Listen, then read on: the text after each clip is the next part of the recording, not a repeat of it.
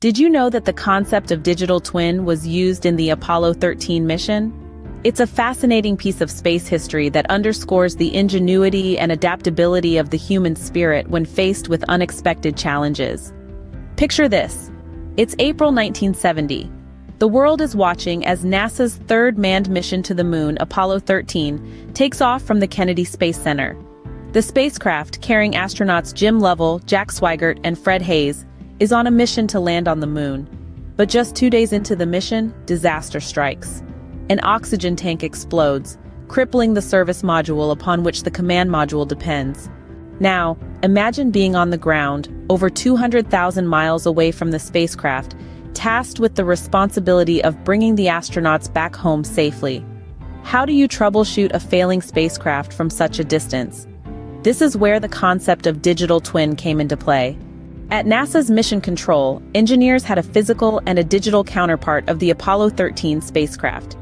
They were running primitive computers with the same software as the spacecraft, effectively creating a digital twin of the actual Apollo 13. This setup allowed them to mirror the conditions of the real spacecraft and test out potential solutions to the problem. But what sets the Apollo 13 mission apart as probably the first use of digital twin technology is the way that NASA's mission controllers rapidly adapted and modified the simulations to match conditions on the real-life crippled spacecraft.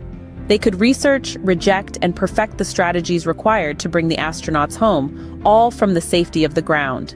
This approach was crucial in the safe return of Apollo 13's crew.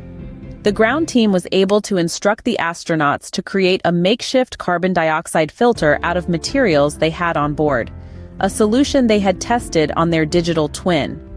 In summary, while the term digital twin was not coined until years later, its concept, the idea of creating a digital replica of a physical entity to understand and predict its behavior, was employed in the Apollo 13 mission. This early application of the concept demonstrated its potential and highlighted its importance in troubleshooting and problem-solving, especially in situations where direct physical intervention is impossible or impractical. From the trials of Apollo 13, we learn that with ingenuity, adaptability, and the right technology, humans can overcome even the most daunting of challenges.